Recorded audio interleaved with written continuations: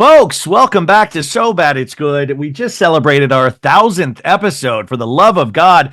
And 1001, I had to get some old friends, some amazing podcasters, people that I consider friends that I've known from the beginning of this show. They're insanely good podcasts. I highly recommend you subscribe, rate it 5 stars. It is called Bravo, We're Black. I also want you to go check out their merch store because they have some really amazing merch. And my dad was drinking out of their coffee cup last week, and I was just cracking up at a grown man drinking out of a Bravo coffee mug. But anyways, we're here today to talk about all housewives, all pop culture. They do a bunch of episodes every week. So like I said, you're going to want to subscribe so you can get their take on everything. So without further ado, back on the show, Aaron Marcellus and Kaya Wilson. Bravo, We're Black. Welcome back. Thank you for having us. It's always the best introductions. Like, yeah. You know how to do it. Ryan knows how to do it here, guys. Just the, like I always say, just the intros. Just the intros. You guys, we just spent 20 minutes trying to set up mics, so it just shows that podcasters, we never truly ever get our footing. There will always be, this is not a glamorous profession, right, you guys? Not at all, but it doesn't stop me from yapping. I just can't shut the fuck up. So I think that's the only thing that I can do. It's always like me and Aaron ourselves, we do like 2 1.5 hour shows. And then we do some Patreon shows. And then I'm still doing 3 extra shows a week. And I'm just like, you know what I didn't talk about? What I had for breakfast. Well, no, you know what's so funny? Like I was talking about this yesterday of when I first started out, I didn't think I could talk 10 minutes by myself. And now every time I end a show, I forget about 30 other things that I wanted to talk about. So it kind of keeps you up at night and right now me and Kay were talking while Aaron was coming in saying there is so much television on right now and so much really good television. So not only Bravo, but you have across the board, even if you don't love reality TV, you got The Penguin, you got Agatha All Along over on Disney. There's so much. I mean, are you guys as filled to the brimstone as I am in terms of how much there is and keeping up with it all? We have to literally, before we even start recording, we're like, we got to talk about A, B, and C today. And we do every Wednesday, we do Black Excellence. And then on Saturdays, we do these things called pot stirs where we ask you a shady ass question. So we're like, we have to separate it into these shows. And then another show will premiere. And right now, I'm at the point where I'm like, I don't know where I'm going to talk about House of Villains at, because now that's another one. Things keep premiering, and then I know eventually Traiders is going to come on, and I'm just like, wow, it's good to be a podcaster because you have a lot of content, but at the same time, I'm like, you know what? There's going to be some shows, and me and Aaron talked about this 2 episodes ago, where we were like, you know what? Sometimes the Kardashians is a funny ass show, and we just want to watch that and not say shit about it. Yeah. I do that with Love After Lockup on WeTV. That's what I'm doing right now. I'm like, I don't want to share this with you. Dude, that's for me. That show is for me and me alone. Yeah. And I can't explain how much I love After Lockup, but Maritza. I've never covered it on the show. But for some reason, that show I look forward to every Friday night because of that show. Mm-hmm. And what you should start doing is skipping it. Skipping it for a month, because that's what we did. I didn't so even you realize then you can binge it then? Mm-hmm. Yeah, and now there's a whole season that I haven't seen yet, in addition to 4 episodes of the new season. So I'm just because there's Love After Lockup, Love During Lockup, Life After Lockup, and I'm just Love During Lockup is not my favorite, so I end up kind of just skipping it. But then when I get to Life After Lockup, I'm like, these people are crazy. Yeah.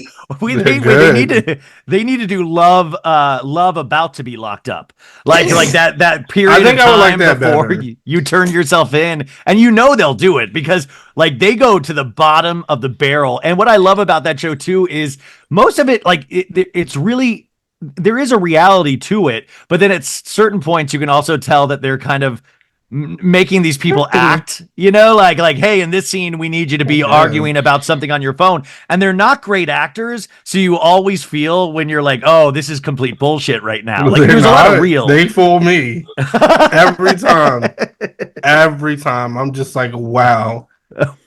especially on like the last episode. I don't want to ruin it, but Justine and Michael, like they have to go home because the kids are fighting, and she's like, we're going to enter there together as a united front because I really don't know what's going on. And then they just like, they run up to like their house and I'm like, you know what's going on. Like I know that you know what's going on. And also, if you're so worried about money, Michael's leaving his job at he's working at a moving company. He has to leave his job. Like Justine should be able to handle this. And then you guys, he punches a hole in the wall and it looks like a nice house, but either his like fist has Superman strength or it's like the skinniest walls ever because he punches directly through the wall, like the whole wall.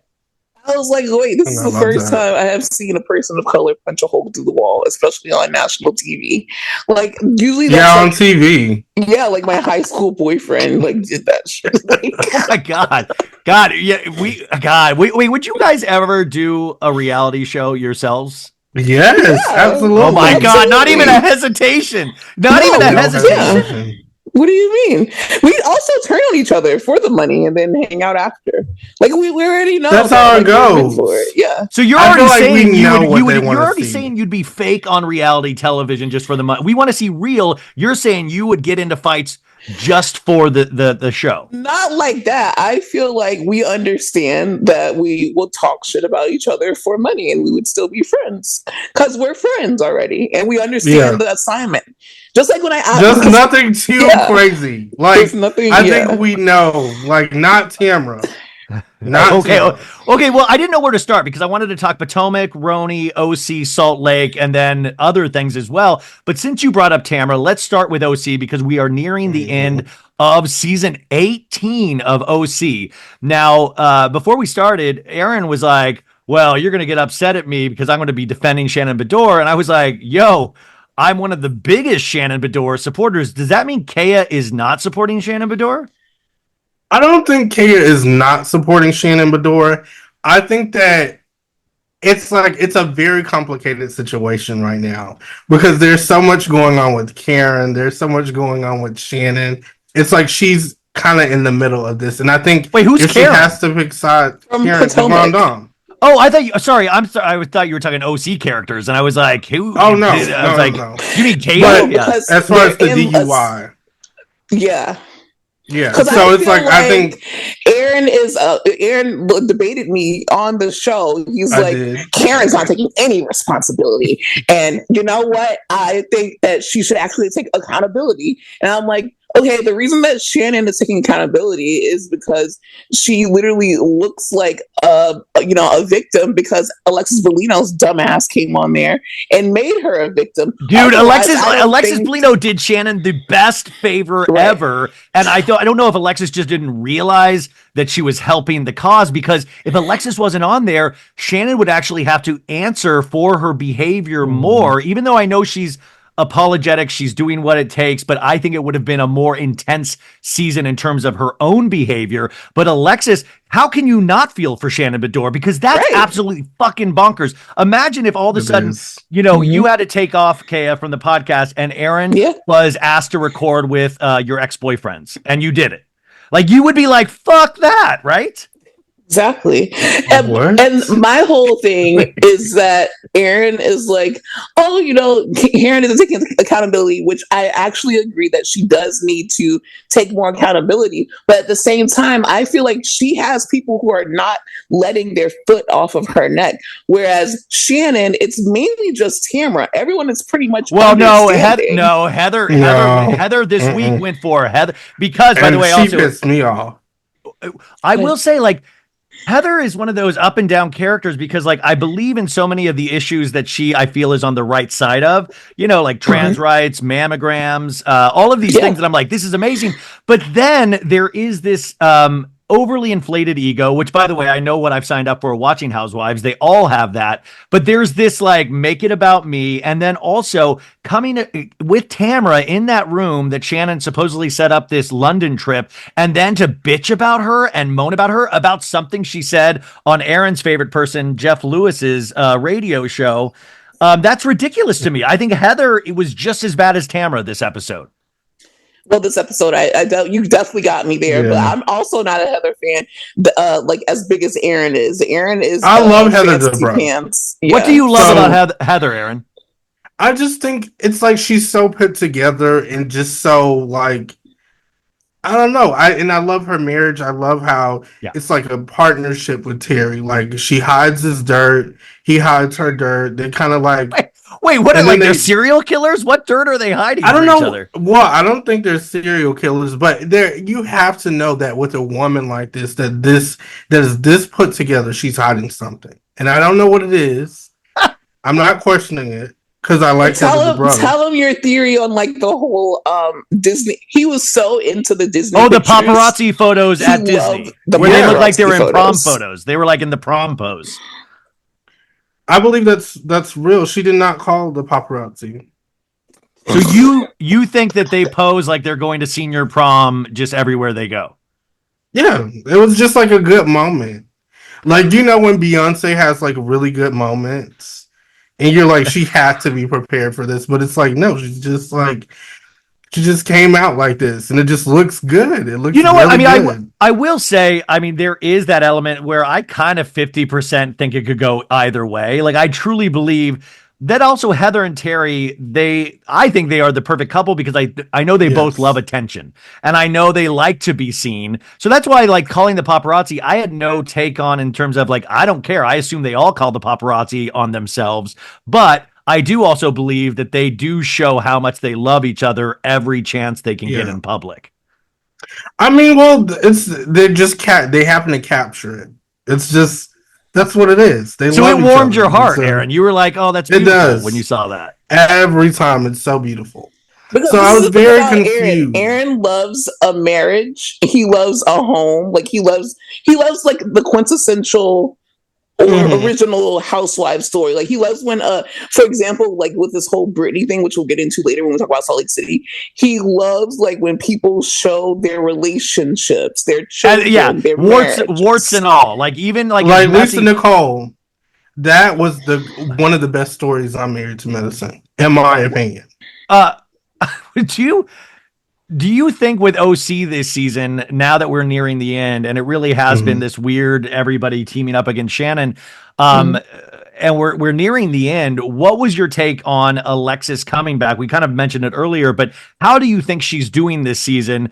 And in terms of John Janssen, because I was at a red carpet event where I was interviewing people on Thursday, and they were on the red carpet, John Janssen and Alexis Bellino. So these people seem like they'll go to an opening of an envelope. What is your take on them this season? I think she's weird. I think her. Whoa, hot take coming in. And I think John Janssen, I think they're just weird. It's like you came on the show. Her intent was obviously to get under Shannon's skin. That's why the very first scene was her confrontation with Shannon.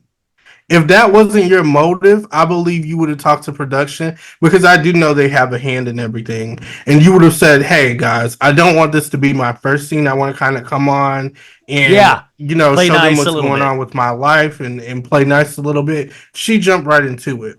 There's the door. There's the door, Shannon. The door. And how long was she practicing that? Oh, God. It was such a practice storyline. And what kills me is that Alexis is then the one that ends up walking through the door. Like she's the one that goes in the door. Like Shannon's still outside. I'm like, if you're going to use that line, you better make sure Shannon goes through that door and you stay outside. No, Shannon didn't go through the door. And I love that. I love that these things are happening to Alexis. I love that she was not invited to the London trip. Shannon was like, actually, you're not. Why would she be? Why would she be invited? And it was weird. Makes no sense. Then right after, she continues to be weird. And she sends her this long text message about, oh, it's funny how you're going on the trip to London, but you still owe John Janssen money. And she goes, my future husband.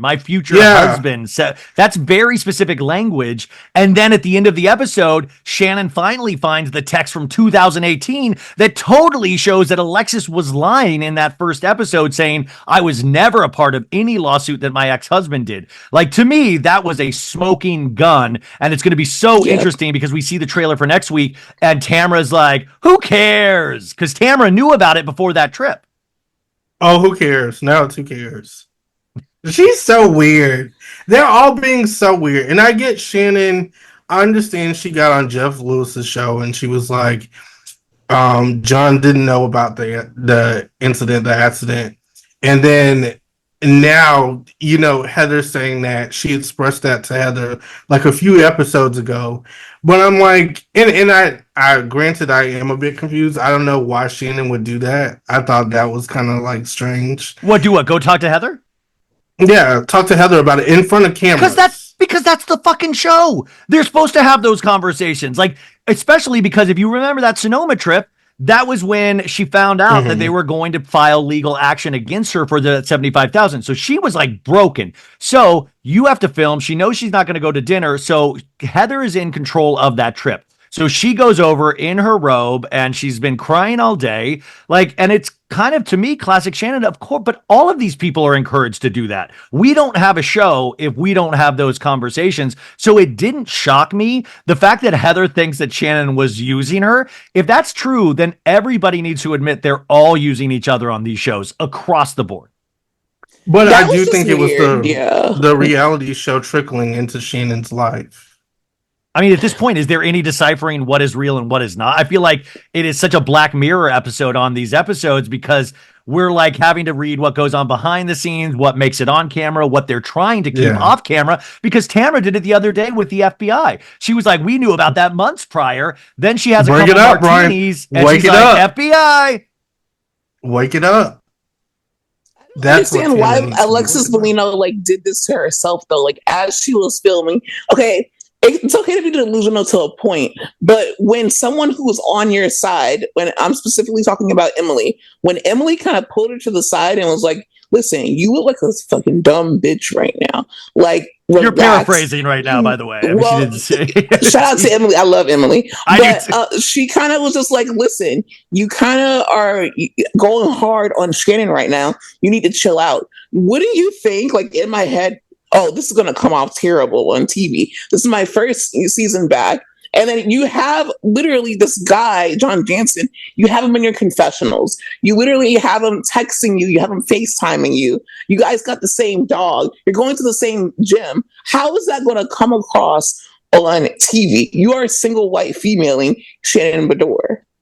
Yeah. When she came up with that dog that looked like Archie earlier in the season, I was like, holy shit. I mean, you're right. And also Alexis knows better because she's been on this show before and she's been attacked by these ladies that are now claiming to be her friend like Tamara. So the fact that she didn't think this through, and what I'm so confused about is the John Janssen of it all. If you're so worried about your reputation, why are you even allowing any of I would never have said, I would have been like, no, we have a real relationship. We're in love with each other. Reality television, from what I've seen through Shannon, ruins everything. No. So that leads me to believe that he fucking loves this. And he wanted to show off his weight loss and his new look. And I'm like, okay, we get it. You got to wait. Did he lose weight? I've never noticed. Yeah, he looks more slim. You're so horny, Kaya. That's what I've noticed. I get angry when I see him. You're like, damn, he's lost some weight. Looking good. I didn't say that he looked good. I said that he lost some weight. Now, listen. No comment. I almost they were on that red carpet line I was on. It was insanity. So you're just grabbing in people person, Ryan. Which publicists would let you talk to their clients. And I was talking to, I think, Britney from the Valley, but I was even debating in my head. So you're asking these people questions, and then you're seeing who's coming down the press line. And in my head, I was like, do I even try to talk to them? And what do I ask them? Because I was gonna then I was like, how do you express your opinion, but you also have to be nice because you don't want to get kicked out, right? Because I was going to be like, are you wearing the Ferragamo shoes tonight? Are you and then I was going to ask, and what do you guys think? Do you guys think Alexis will be asked back next season? And if so, do you think we're going to see a wedding season between her and John Janssen? And then Shannon's not going to be invited to the bridal shower. Shannon doesn't give a fuck. I think that we're going to see her get asked back for sure. I'm just not sure if they're going to actually make it down the aisle. What do you think, Aaron? I agree. I don't think they're going to get married. I don't think they're going to make it down the aisle. I think he's trying to set her up too, which is why all of this is happening.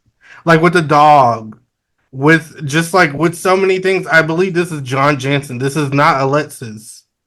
But I think Alexis this is John. But Alexis, you realize she can go off the reservation a bit in the sense that I think John is kind of like, hey, don't go too far. Don't say this, don't say that. Because that red carpet, I read an interview where they said, or John said, I was like on Extra or something, where it was like, I've never had any plans to release those Ring camera videos. That was completely private. It was not meant. And Alexis was like, I misspoke. It was, I didn't even realize we were filming, even though there were cameras pointed at me directly. Like they backtracked on it. So obviously I don't know what, but Alexis, I think she can be pushed to where she breaks character and completely does something that he doesn't want her to do, which I would wonder if he kind of worries at this point what she's going to say next. I think that's kind of why we're seeing him around a bit more. Of course, do I think that he's secretly a fame whore that's not a secret anymore? Yes. But I also think that he's coming around more to kind of guide Alexis what to and what not to do. He's kind of like, oh, this bitch you just told everyone that I have footage of Shannon almost killing my kid. Let me go reel her in a bit. Like, let's go. And I'm going to go to the red carpet. I'm going to go to the confessionals. I'm kind of going to go to Watch What Happens Live and kind of speak for her. So you think he's doing it just to like keep a watchful eye so she doesn't go off the reservation. Oh, that's interesting. Yeah.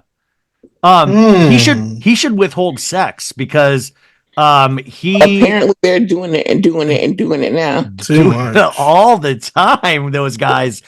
Which wouldn't that be crazy if we do see them like off, like you hear like their mics are still up, like we had that Heather Terry scene where Heather was like, "Do not chastise me on camera." But what if we have a hot mic moment where they're like effing in a bathroom, John Janssen and Alexis? Turn it off. Throw up. Yeah, I would be unwell. Wait, the hot mic is like, is it in? I can't tell. Is it in? Is it in? Is the right place? Okay, good. Yes. I took my honey packet before it came here. What do you think about Gina this season? I'm loving Gina this season, and I kind of love that she's starting to step to Heather a little bit. But I found her more interesting this season than any of her other previous seasons. What do you guys think? I do. Well, I enjoy seeing Gina, but I enjoy Emily more. I think that what I will give Gina is that I think that it was very obvious that she wanted to break up with Travis because she's now making more money than him.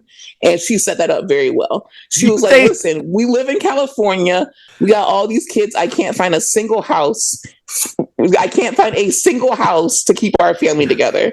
So, which by the way, they're both in real estate, which like kind of scares you because you're like, if you can't find a house she just fucking put a jacuzzi in her kid's room. Like she made all these updates. Like they have like lasers everywhere now in the play. And that's not going to, Travis is going to be like, why did you do all these updates? Right. So I respect her for that. What do you think, Aaron? Yeah, I agree. I like her hair. I think the hair is really nice. I like that it's growing. I do like that she's starting to step to Heather. And I also like her friendship with Emily. Yeah, obviously they're friends. You can tell off camera, like all season round, and you can really tell that, which I like because all these other, it's like the NFL football season. Like I don't like once the season's over, I don't believe Heather is making plans unless it's going to be on camera somewhere because she has her own very full life, and I just believe this is a job for some of these ladies. But I will say I love this season. Finally, what do you think about Tamara? This is her second season after coming back. She's been highly controversial. Hot ass mess from the start of the season to the end of the season. And we talked about Heather hiding secrets. She's hiding skeletons. Okay, so she potentially could be a serial killer. Not Heather, but she is definitely. Well, I don't want to make those. No, I know. I'm joking. But Aaron, if you think, why wouldn't she be caught in something by now? Like, I don't know. I don't know what secret she's hiding, but I just think she's the one that tries to move storyline. Because she throws so much shit on you, it's like she buries you almost to the point that you're trying to get out, and when you finally do, like recover, it's too late. When you finally do, she doesn't give people a chance to look in her closet and be like, "Oh, you have this there," something's going on. She doesn't give you time for that because she's always in your ass. We've seen this with Shannon too, even at the table.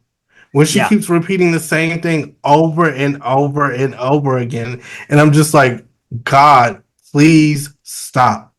She's like, you said it on the Jeff Lewis show. You said it. You said it on the show. Yeah, wait. That the Jeff Lewis show. The Jeff Lewis. I watched that clip back, and I was there that day when Shannon did that interview because I was in right after the next hour. You were at the scene of the crime. I was there. So like the first hour was like her and Doug and the few, and then the second hour Shannon stayed, and it was me and comedian Justin Martindale with Jeff, and we were making all of these jokes. Like I was acting like Archie was calling in as a caller to like like we were doing all of these funny things to make her laugh. But what I got from that, and even watching it back, was that she was tired. She didn't necessarily want to talk about it. She was like, no, Jeff, I've never thought about that. Like, she was like, stop being annoying, Jeff. Like, that's the vibe I got. And both Heather and Tamara know, because they deal with press all the time. They know that it's such a weak argument because you just say shit. I don't know.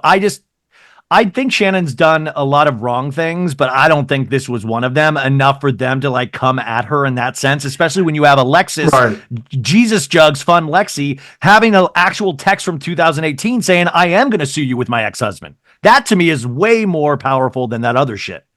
And it's weird that they don't focus on that. It's weird that they don't bring that up as much as they bring up the same things that we've already talked about with Shannon. And for Heather, what was strange to me is not that she felt that way, but that she addressed it in a group setting. Like, if you genuinely felt like she was trying to like be weird with you, you would take her off camera and pull her to the side and be like, hey, I thought you told me this. Why would you get on the Jeff Lewis show and say that? But as an audience, you are completely right. But as an audience, we want to see these conversations because I think you're 100% right. I always think of like, God, if these were real friends, you would like call them off camera and say, hey, I don't want this to look bad for you or for us, but this kind of hurt my feelings. So they're saving all of these conversations for the camera, but it just comes off then like they're just absolutely horrible friends to each other. Like it's horrible. Wait, Kea, is it true that you think Tamara participated in Diddy freak-off parties? That's what I heard. You heard that? No, I'm allegedly. I'm messing up. I could see that. Wouldn't it be great if like... Okay, this is what I will say about Tamara. Ryan just tried to pin that on me, okay? But guess what? I can say whatever I want right now because I'm blind right now, so I am a white woman. This is what I think about Tamara. All her shit is out in the open. Like, her kids... her marriage. Did you see how tired her man was? Dude, Eddie looks like he's like, yelling. Eddie's like, stop, please. He is sick of it. So I think that there is things going on there. There's things going on with her marriage, like Garcelle said, her marriage, and also with her children. No offense, but obviously she got that one rogue like dick pic son, and then she got that one daughter who does not fuck with her. It's like she has these things that are so easy to attack, but if you do try to attack it, she will literally go full force on you when she's already like dumping shit on you. So it's like it's easy to say something about the obvious that's sitting there, but it's something that you kind of agree to not speak on. You kind of don't speak on husbands. You kind of don't speak on kids.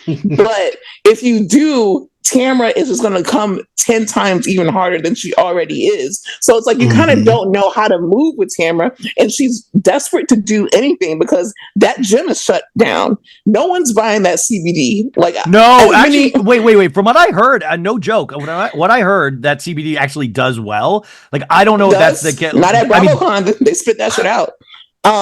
So it's just like you can't really attack Tamara if you don't want she will literally go in and like go to your family history. So she reminds me of a certain she reminds me of a certain politician. Like she'll exhaust you. She will, like you said, it'll be nonstop. It'll go the darkest and the lowest, and you'll eventually get so exhausted you'll give up and just like. And that's the thing. Sometimes she's not even saying anything crazy.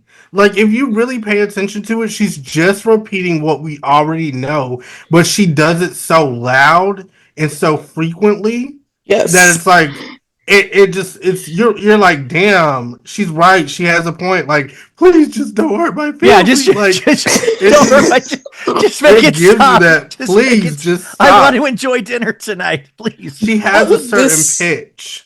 Right. But in this season, what I think it is that not only did Alexis Bellino come on and make a fool out of herself, but I think that Tamara also, like, the audience is not responding well to Tamara. So it's like you kind of just got to let her talk and let her dig herself in that hole. And she is eventually going to be like, okay, the fans really hate me. It's going to start affecting two T's in a pod even more. Even like all press is good press, but only up to a certain point. Like sometimes we get fatigued with someone who does things like that. So you just got to let her ride a scene. Well, it's the Lisa Rinna of it all. Like that last season with Rinna on Beverly Hills, where you just got exhausted with her because you were like, "What is the motive?" So fucking quiet. I haven't heard Lisa Rinna say nothing. And you know about what? It's 2 years. But go let her do her fashion shows and all that stuff. Like all the more power to you. I hope you have a long career, but it's just been nice.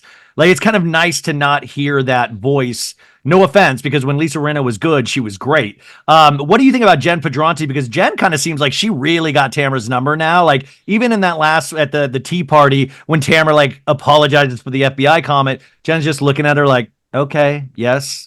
Like she gets it. Even though I'm worried about her with Ryan, she does have Tamara's number. What do you guys think? She's learning. She's learning. Exactly. Thank you. My young Padawan. She's learning. She's learning. You could see it in her eyes. She's like, okay. She's got her number. She's but taking it in. I also have to, like, at first I was on when Emily was like bullying her a little bit. When she was like, "You look like you have money," and she's like, "I don't." And she's like, "Yeah, I know." That's so funny. I just had to bring that up. Anyways, she was like, "Sell your Rolex, you dumb bitch!" Like it was crazy. I feel like Jen, like at first I was just so annoyed that like she just would not get a job and she's just acting like it's the worst thing in the world. But then at the same time, I'm like, you know what? She just has this guy paying for all her shit, paying for her kids. Like, you know, her baby daddy isn't doing anything. She's just has a makeup artist in a dream, and she technically has a job doing Housewives. So I'm just gonna let her live. Yeah, I mean, like by the way, she's doing it well. A lot of people would be like, "That's goals." Like she's having somebody else. I mean, and she does seem like she seems like a good person to a degree. Not that I can say a blanket statement that anybody on these shows are like amazing. No. But what do you think about Katie? Because do you think she'll get a second season? No, really. I think she'll. Why don't I think she shared so much? Why don't you think so? I just felt like I don't know. I feel like she's gonna be one of those people that we kind of enjoy for this season, but we really don't see her. If they do bring her back, I see it being a friend of. Because I just don't feel like the ladies are invested in her like that. Not that she's not interesting. I think she has something to bring. But aside from Jen, who is she really clinging to? Well, that's another one. I mean, she pissed off Heather with that paparazzi thing, even though I kind of feel like at a certain point she stopped bringing it up. It's like everybody else. And that's another reason. You pissed Heather off and she's going to get your ass off the show. Yeah, her and Terry. Terry. I like that one episode where they put Terry in the moon. His face went into the moon. Do you remember, like, Terry, there's the man on the moon? I was like, the editors over at OC have done some, if you guys are paying close enough attention, even in the in-between shots a couple weeks ago, they had two dogs playing, and then all of a sudden they outlined one with a white line. Like, they were, like, doing, like, art graphics. A whimsical, like, kind of feel. And I'm like, am I watching The Summer I Turned Pretty, or am I watching Real Housewives of Orange County? It's good. Shannon Beador most recently finished filming Love Hotel for Peacock, which we should see in January or February. And, you know, Joel Kim Booster, I guess, was the host, and the comedian came out against Shannon in what seemed like a drunken rant, which was kind of wild. But are you guys here? Like, there's something about I get so nervous having to watch Shannon date men, and especially the comedian was drunk. I think. I mean, I think Joel. I think when he was saying though, it was the middle of the night after their rap party. To me, that was very drunk behavior. That was Housewives behavior. You're saying the comedian was drunk or Shannon was drunk? Well, no, the comedian. You read these, didn't you? He like came out in the middle of the night, like a couple Saturdays ago when they rapped. You didn't, Kaya. You know what I'm talking about, right? I'm trying to warn you. Drunk? Shannon was not drunk, right? I'm trying to warn you, Ryan. Like, you cannot say anything about Shannon's behavior with Aaron. I'm not saying I don't want to fight. Joel Kim Booster might have been drunk when he, said those things about Shannon. So what the hell is his problem? Well, by the way, I kind of think Joel have a drinking problem. Well, wait. I think Joel was kind of in the wrong because it was unprofessional, but saying that Shannon was a mess, and then Shannon commented a week later at her live show with Vicky, which I went to, was saying that, which guys, you got to see them live. I mean, you talk about Les Mis, Phantom of the Opera, Vicky and Shannon live, all amazing shows. But she said, I don't know, I thought he liked me. We were so friendly during the shoot. And I just had Countess Luann on last week. And first off, Countess Luann on a dating show with Giselle, Ashley. And I mean, poor Shannon. I'm already nervous to watch Shannon date compared to those other three women who know, I know they know their power as women and that they can pull dudes anywhere. Shannon is going to be like me, where she's like, oh, my back's sweaty. Oh, I got so much back sweat. Are you nervous to watch Shannon date on a dating series? It's going to be fun. I think it's going to be a lot of fun. I mean, and it's I think they picked a great cast because she's not going to be awkward by herself. You have Giselle that's kind of cool, but she's also a little awkward. Not like Ashley. Shannon, though. She's not awkward. Well, no, Shannon. Not like Shannon. But I think Luann is kind of in the middle. Yeah. Luann is trying to fuck anything that moves. What I think is going to happen is that she's going to be friends with one of the ladies on the cast. I don't know which one she's going to click with, but she's kind of going to get a buddy system going. And you know how she gets with Vicky? She loosens up more because she's having fun and she's around someone that she trusts. So she's going to find one of the ladies. She's going to trust one of the ladies, and they're going to be like, you know what? You should be yourself. You should have fun. Joel, that whole thing. As a host, I think it's definitely unprofessional. We saw the subsequent apologies after that, and I definitely think just they got this week, about it. But I also think that he wasn't lying. Well, I think the truth lies somewhere in between. I think all of these women are treated like they're celebrities, and when you're on a show, you're treated a certain way, and sometimes you don't even. Let's see. Now this sounds like I'm standing up for Shannon too much, but sometimes you're not aware of your own behavior because you're scared about how you come off on camera. I think Shannon, we see it this season alone. She's seen everybody come at her in these various ways. They put on Alexis, who's now dating her ex. Would you trust, what? You wouldn't trust that these people have the best intentions for you. I would go into every filming thing going, oh my God, are they going to bring out somebody to completely destroy me? So I would imagine there's extreme paranoia at a certain point as well for Shannon. And it sucks because it's there are moments where I feel even with uninviting Alexis to the trip, it's she's becoming her own woman. And I love to see that. And she's standing up for herself. But it's when she does the trip and when she thinks that you guys are going to play nice with her and you confront her at a table in front of everybody and you call out her interview on the Jeff Lewis show and she's like, what the fuck are you talking about? Why are you talking about that right now? It's a little bit weird. And what I also like about Shannon is the fact that even when they call her a victim, she's like, I'm not a victim. Well, this is the first season. This is the first season where on myself. Yeah. Well, this is the first season where I'm like, she has every right to play a victim, and she's not. I feel like so it's different than other seasons with Shannon. So I'm kind of proud of her because I think I would have quit halfway through this season. I would have just been like, I can't do this. Shannon. We're seeing a different side of Shannon Beador. And I feel like next season, Shannon's going to have a Bob because she's going to have to mean business. Oh my God. Aaron, wait, Aaron. Bob? Guys, can you? Bob. Okay, I want this. I talked about this on my recap this week. Can you guys make a shirt or I want that sexy boudoir shot of Shannon Beador. The 60 that Emily so gave her. hot. I want that on a t-shirt, or I want somebody to frame that for me. Can you sell that as merch so I can buy it? Because I would be so proud to wear the sexy boudoir Shannon Beador shirt everywhere I go. Yeah. I think it'd be amazing. I wonder if there's any out. Do you think there's any outtakes where she shows nipple or anything? Oh, I would like to see it. Emily was at the same boudoir photo. What if they were together and they had leather? You know what? I'm friends with. Well, I wouldn't say I'm friends with.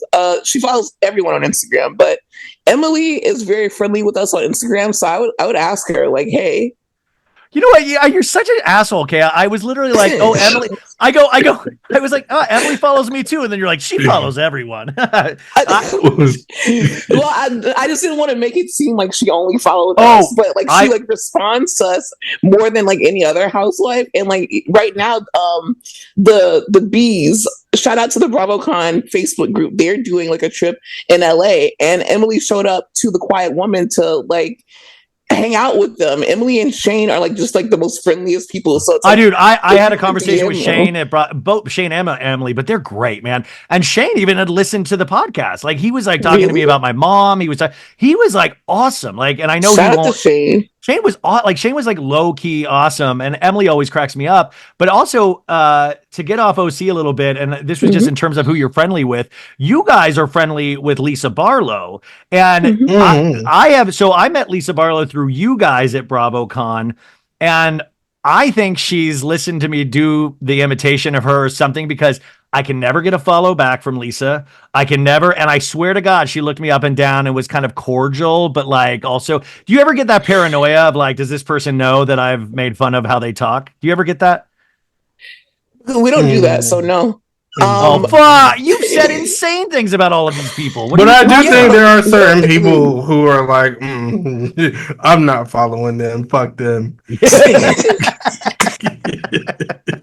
No, getting blocked by Sandoval was crazy. Like that shit was insane. He was like, fuck Bravo while black, actually. Oh yeah, wait. Yeah. I mean, this is a while, but wait. I forgot all about this. Explain to the audience what you're talking about, because was this like a year ago? How long ago was this? Yeah, this was doing Sandoval. Like we just held him accountable. Like it was after Sandoval. It was after. It was. This was in February, like when Vanderpump Rules was about to premiere, and he did that dumbass interview where he's like, there's George Floyd and there's Tom Sandoval. And I'm like, you stupid bitch. He was like, Scott Peterson is innocent, dude. I didn't even tag him. We don't do anything. He literally seen that antagonize shit and people. He was like, actually blocked Bravo while black. He blocked the fuck out of us. And right after he apologized for saying something about George Floyd. So then I'm a troll. So I was like, Tom Sandoval blocks Bravo while black after apologizing for George Floyd comment. And then I put like a screenshot of how we couldn't see his profile at all, but we could see it from like a different phone.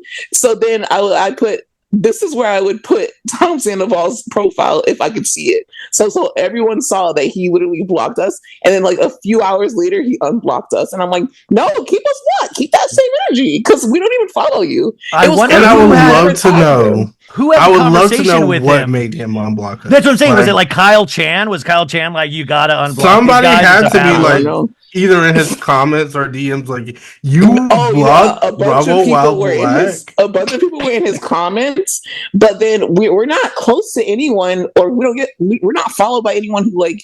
The only person from Vanderpump Rules other than Peter that fucks with us is Katie Maloney. She follows us, but she's not going to help him out. So she definitely didn't say anything. She probably honestly like shared it around, and that's probably how he caught wind. But other than that, like I didn't even know, because it's crazy because everyone was tagging him. And the way that we go about things is that we don't really like get into drama like that, but that was just so ridiculous that I was like, you gotta be kidding me. Did you ever tag him? Did you ever toy with the idea of inviting him on to talk about it? No, I'm not joking. No, because like, we don't have anything to say to him. Well, I would, but I think that would be a great. That would be weird. Yeah, I mean, it would be a great conversation for somebody else. Dude, I've had Tamara on. I've had Tamara on, and I feel like I've tried to. I just talked to Jax the other night on that red carpet. These are things I'm like, this could be completely weird, but like you still like Sandoval. I don't think I could do, but you guys, it would be such an interesting conversation. I think. I think that who's good for that, because I think that's people who really can put things aside and like just straight up interview someone. The girl that Ziwe, she would be able to do that. Not us. We're not the right ones, because I'm not like, this is my show. I'm going to ask you the hard questions, and if you say something stupid, I'm going to be like, that's really fucking stupid. Yeah, I mean, see, I can't. Yeah, I have this weird. I think it's like my mom and like Christian guilt is that I always want to be respectful to. I mean, like when I do my solo episodes or with you guys, I can cut loose and we can be silly and Yeah. laugh. But like, I'm not out there to try to hurt people's feelings. Like, I don't want any. No. Like, even the Lisa Barlow, I'm like, oh, because Lisa Barlow. That was the whole point was that I What happened with Lisa? saw. Well, no, I'm just saying, like, I love her. Like, she's let one us of my. know. Let us know. But she's one of my favorite housewives. And at the same time, I can also say I don't agree with most of the things she does on the show, but I still love her dearly. And I would fight for her honor to be able to You think do that those she's a good things. housewife? Oh, she's a great housewife. Did you She's- tell her? Just tell her. She's so committed to being herself. And I think that is what makes a great housewife. But it is funny. I mean, you know what? Do you want to do Potomac first or do you want to do Salt Lake first? We're on your show, baby. We'll Okay, do let's whatever you go want. to Potomac just because it's so recent. Last night's episode, and this has a little bit of a point in regards to Shannon Beador and Countess Luann, who have both dealt with drunk driving incidents. And I asked Countess Luann, I said, "Hey, did you kind of like show Shannon the ropes and give her like courage and strength because you've been through this and look at you now?" And she was like, "Of course I have. I did, darling. Of course." Yeah. But Karen Huger, the grand dame. We opened this season with a reenactment of her accident, which was insane. And then this week's episode, she comes at Jazelle after that the Mad Hatter tea party, the thing, because it was a non-alcoholic drink. And I thought it was very interesting that by the end, Karen accepted an award. And at the same time, Jazelle was having her dad had just died 13 days prior. 13 days prior. Like that was in like why can you explain what you thought of all of this? To be fair, her dad died 10 months prior. It was I thought it said 13 days. Okay, it was 13 days from when they found out about the tumor to when he passed away. He had passed away in 2 weeks after they found it out. And then she had this GNA event 10 months after with like the Brain Tumor Society or whatever organization it was. But do you think dead parents trump getting a war or even Karen saying, you know what, I have to accept this war, but I don't want any of the cast to be there. I want you guys to all support Jazelle. What do you think Karen should have done in that situation? Because to me, it was kind of a bad look. Aaron, what do you think? It was horrible. But I'm not surprised, which is why I didn't want to comment. I'm just not surprised by Karen. Wow. I do think she's selfish. Okay. Yep. I mean, and listen, I love her. It's like, you know what it is? It's disappointing for me too. And I think it's like we might joke about it on the show, but it's like you look at these people as like aunt. Yeah. Like somebody in your family, and you're like, you know that one aunt that you have that just gets drunk everywhere, and she just loses everything, and then she curses you out, and then she calls you a fucking loser, like over and over again during the holidays, and you just have to like escort her to her house or some weird shit like that. It's like that's what it reminds me of. Like, no, Karen's not doing all of that, but you're just like, act right, like please, like. Apologize now. Because, well, at least with Shannon, you can tell that Shannon feels extreme guilt and she's sorry. But Karen, even she's like, if Beyonce has a driver, I can have a driver. She compares herself to Beyonce in this week's episode. And it's not even your first. This is your second. It's like your second DUI, yeah. Your second. She was on that red carpet the other night, you guys, and I got to talk to her, which I was so excited about, but I couldn't ask anything about. Of course not. Which, by the way, if you did, she would probably walk away from you like quickly. She would have been like, "Oh no." She runs into a wall. This is what happened in Sing Sing. Oh my God. What do you think without Robin and Candace being there? What do you think that has done to the show? We're only 2 episodes into this season. You miss them at all? No. I think that Candace is having a great time, like preparing to be a mom and also like real life singing. Like she is actually like talented. So I think that she's in that space to where run fast. And her album is really good. Like to the fact that like I have her album. And Robin is getting probably some of the best sleep of her life. So they're both doing things. They're both doing things. And then we're going to see her on. We're going to see her on Traitors too. So everyone keeps forgetting. What do you think Robin on the Traitors is going to be like? I keep thinking about like napping. Yeah. Hey guys, did Robin's alarm go off? We're at the round table. We need Robin. I'm excited to see what she brings, though. I would actually like to see Robin as a traitor. It's like I've thought about it for some time, and I think that's what would make her really interesting in pop. But I feel like Robin would just be like, immediately been like, "Yeah, I'm a traitor. So what?" Yeah, no, because she has to care. Oh, because she has the Housewives money, so she's going to. Okay, I'm excited to watch. She's gonna care. I want to see Sierra on the Traitors from Summer House. I'm curious to see if that kind of brings out a different aspect of her persona, Well, I think that, she's a Capricorn, so I think she's going to be very cunning and she's not going to fuck around. But when it comes to Robin, I think it would be so funny. I think she'd be in the same vein as Sheree. Like, I don't know how Sheree got so far. Sheree didn't even realize she was on the Traitors until the very end. She was like, oh my God, this is the Traitors? I thought I was on Atlanta. I just thought we were in a different location. This is crazy. I cannot wait. And I want to see how they spell Robin's name. Like, that's one of my favorite things is when they spell people's name on the card and it's wrong. Like Robin. Oh, and Sandoval is going to be on the Traitors too. So I wonder if you guys will get brought up at the round table in terms of a conversation. Can I ask you guys something? No. If they replaced Robin Dixon with Kate Walsh, would you guys notice? Wait, Kate Walsh from Grey's Anatomy? Yeah, would you guys notice? Aaron. Is this we talked about this. Wait, I explained the joke. They look exactly alike. And we posted, no, we didn't post it. Aaron posted Kate Walsh with the shortcut specifically. We posted it to our stories, and then people were like, they literally do look alike.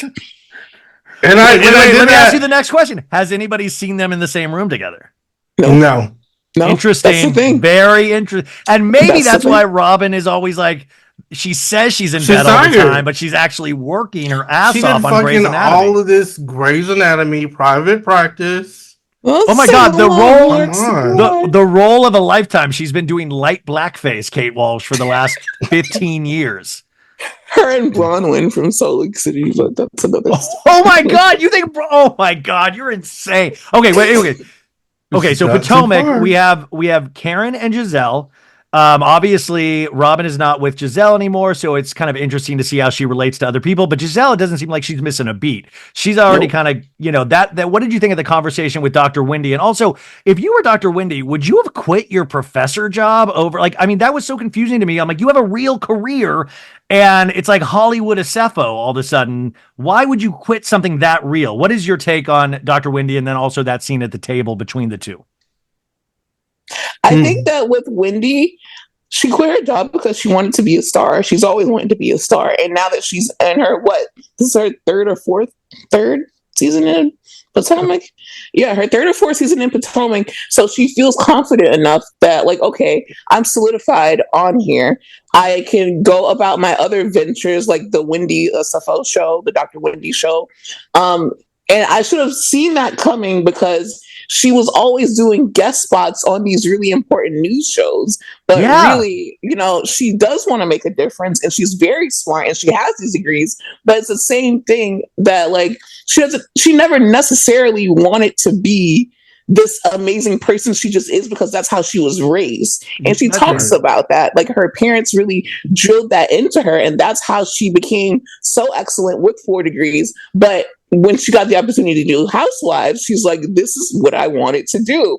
And now that she's solidified in it, it's like, well, fuck, professor. Yeah, a housewife. Being a talking head on MSNBC, they wouldn't let her sell her 3-wick candles. So she was like, I gotta go. I gotta go. But no, you're right. She is so damn smart, but you nailed it. And that I think is like the unique attribute that a lot of these women have is that they all want to be celebrities of something. Like they all want to be something more in the public eye, which is so interesting to me if they all just admit that. What did you think between Dr. Acefo and Jazelle?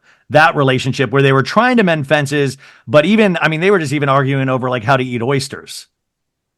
I think they're going to get it together. I don't see them beefing, honestly, this season all that much.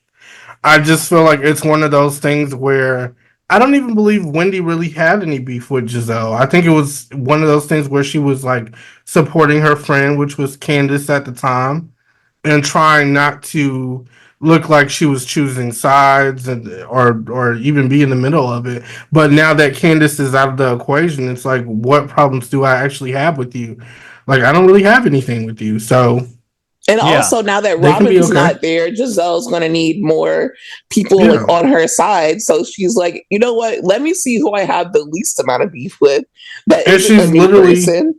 And she's like, well, me and Wendy, we can hang. We're watching Yeah. her do that and build these relationships, and it's like we're kind of even seeing a different side of Gizelle, like kind of like what we've seen in first and second season, aside from that whole situation with Mia, because that took me back to last season Gizelle. But hopefully, Well, we started off this week's episode with Mia in the bathroom, all like, upset and stuff. Mia obviously has this storyline with Gordon, her kids, and then what's her Ink. boyfriend? Ink. Ink. Yeah. I mean, do you feel sounds horrible. Do you feel bad for Gordon at all in this situation? No, not at all. So you're happy that, and also, should Gordon submit to a paternity test? I do think that they should have the paternity test, but I don't feel bad for Gordon because I feel like Mia was able to take the abuse from him for so long. And even now, when he has like these slick remarks and he's going off on them, she's still making sure that he's okay. I don't know someone who's that good of a person that, like, okay, you obviously don't want the father of your kids or someone that you were with for so long to, go down or, feel terrible. But I don't know anyone who would actually like move them into the building, let him come over whenever he wants, spend all this time with him. And then he still has the nerve to like backtalk you. Like, sir, I will push you over. Stop. Well, Mia came for Karen Huger last night on social media. Did you see that? Oh my God. It was so good. Yeah. Aaron, did you see it? no, what happened? Just like a whole bunch of like back and forth about like shading her like driving and just a whole bunch of shading. Oh, you know what? No, I did see something like that. I seen it with Jacqueline too. I think Jacqueline joined in. Yeah, Jacqueline joined in because I believe Karen or somebody referred to her as a friend of. Oh, because Karen was mad that Jacqueline was talking about the DUI situation. That's another thing that I'm here to defend Karen about. It's like Karen has no defense on Potomac, whereas Shannon, she doesn't really necessarily have defense, but she's getting attacked by Alexis Bellino so much that she has that as kind of like a shield. No one is coming for Karen in the same way that they're coming for Shannon. Karen's a completely different personality than Shannon, so Karen wouldn't even allow it to get that far. Which I think that's what people like Mia is commenting on, of like, oh my God, you're coming off like such a hypocrite. What do you think of the newbie Stacey? Because I feel like we already got a lot of her backstory. Like, how are you? Is there a favorite for you guys with any of the new people? Stacey. We like Stacey. Yeah, we like Stacey. And I'm especially the new episode, her talking to Ashley about her daughter being biracial. And Ashley, we're friends with Ashley. Like, not friends. When I say friends, I mean like they follow us on social media. Yeah, I was there at BravoCon the first time. I brought you over to meet Ashley. Yeah, because I was like, oh my God. I mean, that was awesome. Shaking. She loved you. She literally, she loves us. And remember when we went to the drag show and she asked us, she's like, why didn't you guys tell me that you were coming? Yeah. So like, I liked when Stacey was talking to Ashley about like being biracial and also asking her, how do you identify your sons? Because her sons, like, they are 3/4 white, but at the same time, they are still 1/4 black. And we live in a society, but we really do live in a society where that can be, straining, especially in a time like this. And, her sons growing up, and then her talking about how, Stacey had her aunts and her cousins that she's hanging around that are black women to go and relate to. And Ashley had her black family to relate to. Whereas Stacey's daughter only has like that German side of her to really relate to, and she's half Black. So I think that was cool that we got to kind of see her relate on a personal level. And then we got to talk about her dating life and her dating dynamic, which is very weird. She still lives in the house. Yeah, and they don't do the hippity dippity. Yeah, her and her new boyfriend, she's in love, but they don't punch. And I'm just like, what's going on here? And then like she's a newscaster. I like her style, so we really love Stacey. The other ones I don't really know like too much. Yeah. She's just an amazing like QVC type of gal. Like, well, Ashley, I mean, Ashley had that conversation with Stacey, which I thought was great. But what is Ashley's storyline this season, do you think? Getting in Karen's ass, being Ashley. You know, she's messy. She's bringing. But I want to see her like what? I mean, what her personal? I agree.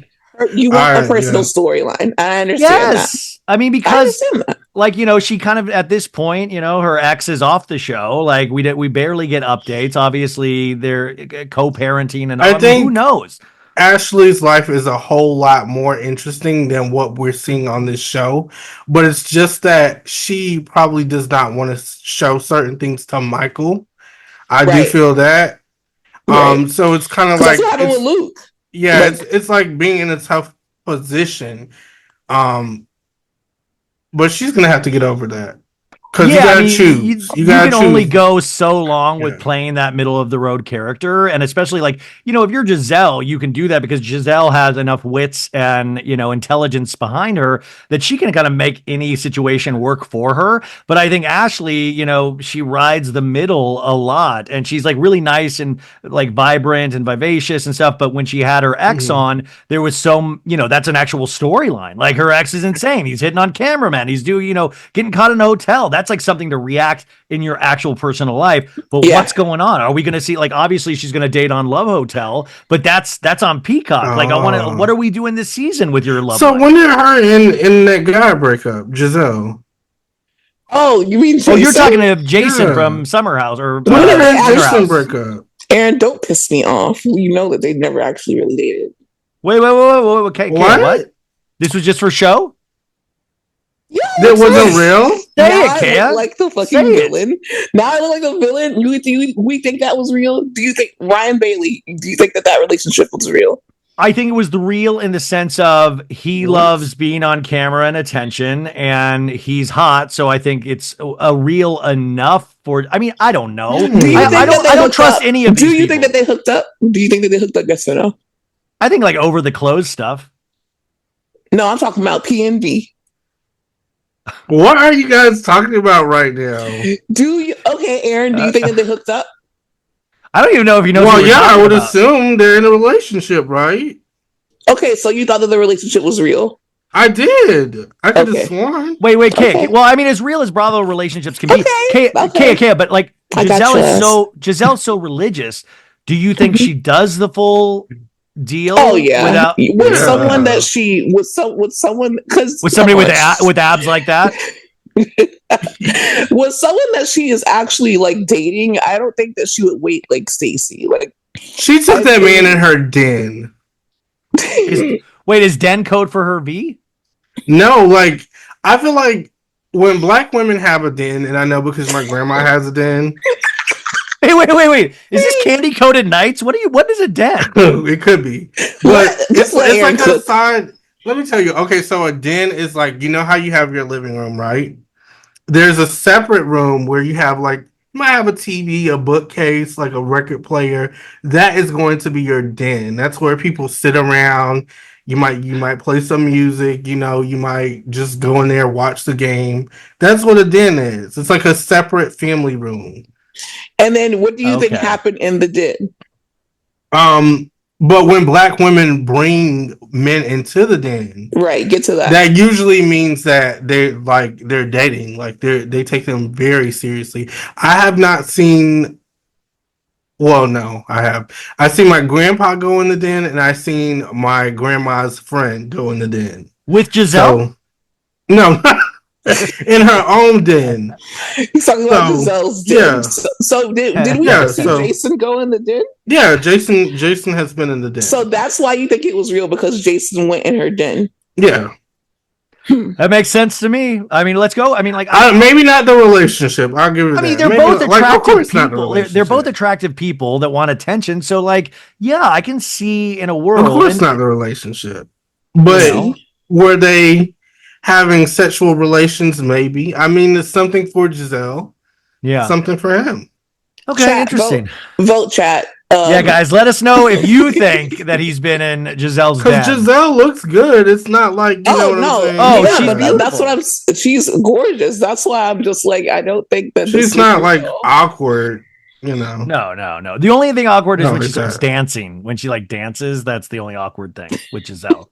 And it's weird because I'm like, you're from NOLA. Like, you're supposed to have like a little. You grew up in the church. Like, where's your rhythm? Well, God doesn't give everybody everything. Like, God gave her so much that He can take. Like, He doesn't need to give her everything. Like, I think it might be her foot. You think she has a club foot? Because she's always breaking that same foot. If you notice, she's always injuring it. She's like putting it up Jason's ass in the den. Okay, moving on to Salt Lake City this season. You made a comment just a second ago, Kay, about Bronwyn doing a light blackface, and I thought that was, I didn't even think about that. I mean, listen, we have a housewife that is very wealthy. She's already doing amazing couture work, I guess, or costuming. I don't want to say I like Bronwyn yet. I don't have a problem with Bronwyn. I just want to put that out there. I'm just saying, if you, that rock of love, like, look, if you look at like her first confessional, right? And then you look at her confessional where she's wearing all orange and she's all bronzed up. I'm like, this is like the first person that we met, that's Bronwyn. The second person that we met is like Bronisha. Like, who the fuck is that? Well, on the one, she has those the Joker eyebrows where it's like the thin clown eyebrow. Which but wait, though, I don't mean that. Like, I think it's interesting. I don't know a lot about fashion, but I love that she's, doing the big couture because it puts the other ladies to shame. Like, some of them are just showing up in Old Navy.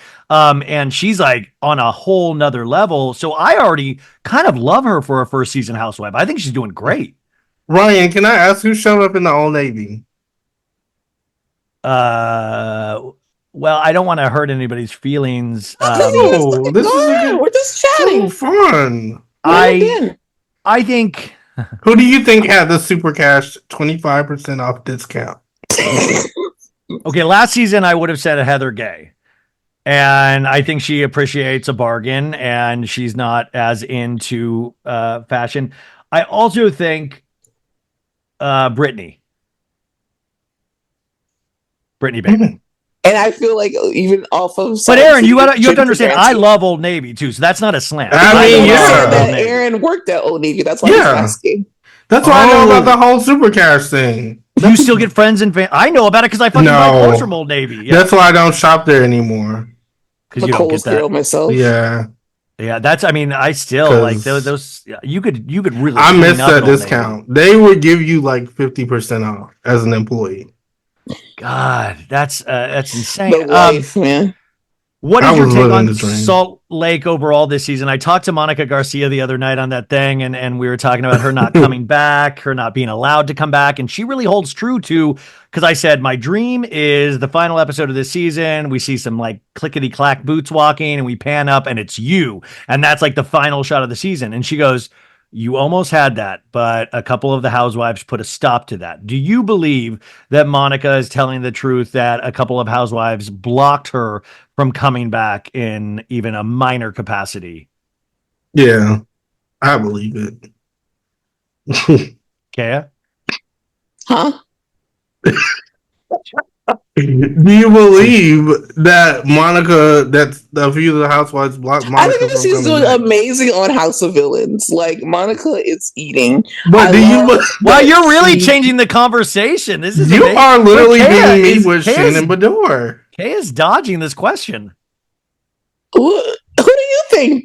Do you think Lisa? Do you think Lisa Barlow or Heather Gay or Meredith Marks blocked her from coming back? Definitely Heather Gay. Like, I mean, you can see it in her eyebrows. Guys, yeah. I'm telling you, I'm looking at Kaya directly over a Zoom lens, and there has been a distinct change in the last 20 seconds. I think she like okay. So on House of Villains, I think that that's a good role for her because like we're expecting to see more of her. Did you hear me ask about House of Villains? I'm just Who saying said anything about House of Villains? Since we're talking about Monica, but okay, getting back to Salt Lake. How about that Britney, guys? I love Britney. Okay, I do love. I know you talked about that. I mean, this Jared Osmond. That I mean, first off, I'm trying to do the math. She said they broke up 17 times within 7 months, and I'm still confused because he never claimed her as his girlfriend, even though they said they went Instagram official, but it was just her in a Costco shopping cart and saying like BFF. So were they never like? How did they break up 17 times if they've never been boyfriend and girlfriend? I'm so confused. Explain this to me. Aaron screenshotted the messages. Yeah, I did screenshotted messages. Oh, you did too. Yeah, I think he kind of plays into it a lot too. Her finger kind of pissed me off because she was blocking like a lot of it, but he definitely calls her babe and stuff. Like, yeah, he plays into it. He plays into it a lot. So I just think he's rude as hell, honestly. And she's a little. I mean, she's obviously wacky too. But him sliding into the Brow Girl's DMs, and you could see it was like this kind of like thirst trap from the Brow Girl, and he goes, "You're fun." Ew, what a horrible you're such a creep. It was giving fun. like Jonah Hill in like 20 years. That's how he's gonna be. You can tell he's I love Jonah Hill, but you think he's gonna? You think Osmond's going to be out there in a wetsuit surfing in Malibu? Like Jonah? And having like a freaking clothing line with Lisa Rinna for some reason. He rolls with the Osmonds a lot. He's lived in the same block as the Osmonds. What is Osmond Lane? I'm like, this is not my generation. So I was like, wait, Aaron, what imitation were you just doing? I thought you were having a stroke. That's like this. What were you doing? That's like this snooty, like weird. I thought you were doing like Lisa Barlow. I was like, is that Lisa Barlow? Like, it wasn't even Lisa. It was like all of them, and Heather does it too. And I'm just like, oh, I'm over. I see. I hate this. Like, do you like Heather? I think has believed her own press a little bit too much, and her talking heads are falling so flat because she's trying to be the funny one, and I think Heather is a big shit stirrer, but she does it in the lowest key of ways. And we really saw it in full effect on the last episode of last season, with the receipts, proof, timeline, blah, blah, blah. But now I feel like she's trying to drive storyline in a very, like, not unlike Tamara, but I mean, not obviously like Tamara because she's not like yelling, but she does it in this kind of really, really low key, subtle way that people don't really pick up on. Do you think I'm crazy for thinking that? Not even low key. When we first started out on the season, that whole energy that she's giving Bronwyn, it was unnecessary. She was like, "Well, you're lying because in the car you were talking all this shit." Like, calm, relax. It's the receipts, the proofs, and the timelines. A lot of people. She has the personality of a dental assistant, and oh my god, walk with me, okay? Walk with me, guys. Like, you know how you're getting like your tooth filled or whatever by the dental assistant, and then the dental assistant might tell a joke, and then you kind of like you laugh, but you don't. Yeah, you don't really laugh that heavy, and then they just keep going and going and going, and before you know it, it's like they're making all this small talk, and they think they know you. Then you get a random friend request on Facebook by the dental assistant. You're like, was it really that serious? Like, did we connect on that level? Oh my god, she's like a talkative Uber driver. Yes. Yeah. But I like those more. That's a little bit different. I like those more. No, I think that was like the perfect description. I mean, that was truly you got to write that down, Aaron. That was amazing. But I think she thinks she's in control of the show now. And then Meredith, she's not. No, I don't think she is at all. But Meredith running away from her. Meredith is going after Whitney for this Alibaba. She got Alibaba. I mean, her the dimes on Alibaba. But Meredith, like, this is truly the same shit she was doing last season, but it all got pegged off on reality Von Tease when it was like, I think Meredith still had her hands in a lot of shit because this Alibaba thing of like, I've been tagged 100 times. Everybody's talking about it. Was everybody talking? Like, I'm online a lot. I don't remember this at all. Do you guys remember? Like, were you ever tagged in anything about Alibaba? No. I never saw anything about Ali blah blah, but I will tell you. She just wants to sell her bath bombs. I like it. Because I just feel like since the beginning of the show, Whitney has wanted to be with Meredith and Lisa. And like she thought that they were the cool girls. Well, so did Heather. So did Heather. Well, no, yeah, and that's the thing. I think that Whitney hasn't been really accepted by Lisa and Meredith. I'm the first to admit that they really haven't accepted her, but they kind of accepted Heather. And Heather, because she is so, I don't want to use the word desperate in a bad way, but because she's so desperate to be liked, she loves the attention from Lisa and Meredith. Whereas Whitney is like, you know what? I actually want to do my own thing, and I'm going to use this actually to fuel my storyline and fuel, like my whole Housewives personality is going away from that. When I wanted to be accepted by them, they didn't want to accept me. But now I'm going to like air your dirt out because now I know how the fans feel about me. And Heather was a fan favorite at one point, like I'd say like 2 seasons ago, but now she's kind of losing that because she's playing into it too much. And also now she's skinny. So like when you're skinny, you kind of act different. But with Whitney, it's like she is still the same like high pitched, like shit stirring person. Yeah. I mean, they both started off as Housewives fans. Whitney and Heather were both admittedly Housewives fans as well as cousins. So they went into the show already knowing how these shows work. So that's why when you see Whitney trying to make some kind of like housewife move, she's aware of those moves. I just think I'm really happy that she's not nearly giving as much of a shit as she's done in previous seasons, because it's like, yeah, fuck them. Use the show to go make your dreams of going to the Harley Davidson Museum happen. Like go to your, by the way, I didn't know Whitney was a Harley girl. Like, did you guys see that? Like, I've always read Harleys. Me and Justin go to Harley. I've always it wasn't unbelievable. No, it's not unbelievable. I was just kind of like shocked of like, whoa, of course they're like, I mean, are they going to do like a Harley ride with Eddie and Tamara from the OC? That's a spinoff right there. Hopefully not. They sticks around. Or not. Her marriage. Her marriage. Do you think, like, I do think that, for instance, Whitney is taking the role of Heather, Angie K is taking the role of Lisa, and Mary is taking the role of Meredith. And they're becoming like the new cool girls, I feel. Well, they're trying to like earn that spot. My next question to you guys is, what the fuck with Mary Cosby? Like, what, I mean, is it new medicine? Like what, I mean, what is, she's smiling. She told Whitney she loved her this past episode, like just casually, or, also her dad has the Jeffrey Dahmer connection. Like, I feel like we've gotten more out of Mary in a positive way these first 4 episodes than we ever have the first 5 seasons. What is your take? Like, what is happening to Mary Cosby, and why? I mean, are you guys loving her as much as I am, or are you kind of suspicious? She's divorcing her husband. Yeah, we think that. But that's not admitted yet. That's not fully coming out. No, of course, it's not. Go ahead. We're talking about what we see. What we see is, yes, she might be turned because she, has a genuine relationship with these women now. But we see her trying to set herself up to get out. This is a woman that's like, oh, before, I was married to Robert, I didn't really give a fuck about Housewives. Now I'm seeing her set herself up like, you know what? Let me actually engage in case I need to leave this man. That's how I feel. And she's really entertaining when she engages. And I like the word escape. Like she's going to escape from that house with Robert. Like she's like talking to them. Yeah, like talking to the mannequin heads. Are like, are you going to break out with me? It's like the Mary Cosby Shawshank Redemption of just like crawling out through like walls with her mannequins. But I mean, I'm loving her, and I think she's brought so much. And we've yet to see, because we know later in the season she gets into it with Meredith Marks, who was her one friend, and now Angie K's her best friend.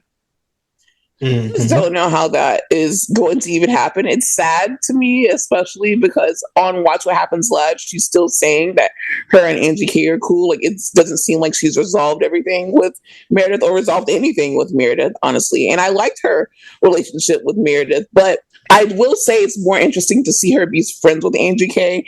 And I also liked, her interaction with Whitney. It's really fun, but it also makes me a little bit nervous because I'm like, God, in a few episodes, is she going to say something really like fucked up? Like, what is she going to do this season? It's like I'm holding my breath because I love her, but she's like my aunt in a sense of like, I'm not putting you on this podcast. It's going to get me canceled. Yeah. Mary Cosby in 2 episodes where she's like, Project 2025 is kind of cool. There's a lot of good things. And if you read it, none of you all I'm read. Just like, I don't want to be on the Mary Cosby train too much. Yeah. Like we're gonna put all of our eggs in this basket, and then she's gonna wildly disappoint us, and like just be like, you know what, slavery wasn't a bad idea. It wasn't a bad idea. Oh my god! I just hope. But Aaron, you know that there's a possibility. That's what I think it makes it. Of course, there is. That's why I never really live too much when it comes to Mary. I just do it in my head. I don't do it out in the open because as soon as something happens, they're gonna be like, "I told you so." We should have put Mary Cosby on Love Hotel. Like, take Luann out of there and put Mary Cosby in there. Could you imagine Mary Cosby on a dating series? I mean, I'm pretty sure there's going to be another season. She could do it with Aaron from Housewives of New York. Because what the fuck is going on in her marriage? Okay, so moving on to Roni. Do you guys have a little bit more time? I know I've taken up a lot of time. Are you guys having a good time? You're like, okay, sure, okay. My pork chops are almost thawed, so. Jesus Christ. Take him from the outside, Aaron. Real Housewives of New York. You just brought up Erin Leashy and her husband Abe. First off, I was not last name Leashy. Wow, I thought it was Lachey. I heard Leashy on Watch What Happens Live, but maybe I was mishearing. Oh, okay. Because the whole time I'm just like, I don't know this woman's last name. I've never heard it read out loud. I'm just like, and you were scared to say it because you might be wrong. Like, is it Lynchy? And I'm like, that doesn't sound right. Yeah. I like the way you just said it. Erin Leashy. I was not surprised that they invest in Bitcoin. Secondly, but I was kind of surprised that Abe, that was the big conversation, is that years ago, he sold some of their Bitcoin to pay off other debts. And then Erin had no clue about it until years later when she went to check the value of Bitcoin because she was going to pay off one of their mortgages and then realized he had sold it out from underneath her. That's like really fucked up, right? Yeah. I would definitely divorce him on the spot. They have kids together. They've been together 13 years. You would divorce on the spot? You know why? Because this goes back to like the Uber drivers that you were talking about. I had a whole conversation with one of my Uber drivers, and he told me how much Bitcoin he had, and he was like, honestly, I don't even have to do this shit anymore because by next year, he's like, I'm gonna be stunned, and he said that just like that. And I was like, tip him, right? Of course I tipped him. No, I mean, if he's already good with the Bitcoin. But I did tell him, I was like, remember me. And he was like, I got you. Wait, I'm pretty sure he won't. Did you believe your Uber driver that he was going to be stunting in a year? Yeah. Do you absolutely the way he talked about Uber drivers now? They're literally in Teslas. Like I ordered an Uber X, and there's like a Tesla that picks me up.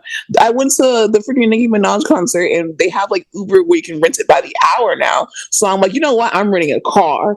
So I rented it, and they're like, oh, if you want like an SUV, you have to pay like $400. I'm like, I don't have that amount of money. So I was just like, just get me a regular ass car. And then a black SUV that like the Housewives would be in came. So it's like these people, like some of them are genuinely like rich and they ride around just because they're bored.